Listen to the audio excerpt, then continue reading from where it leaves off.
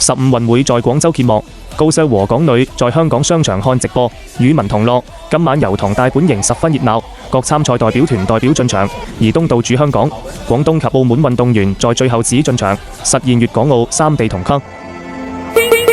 赛规则，恪守本质，是现代制造的智能机器人。江海相连，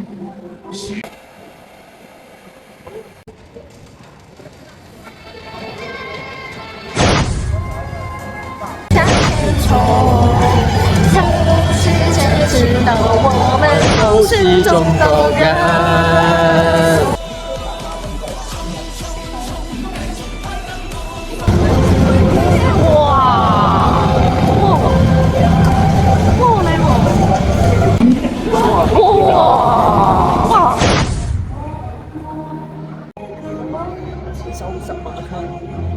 未來12天，來自全國各地的健兒將在灣區競技爭奪殊榮，展現一個充滿活力的體育中國。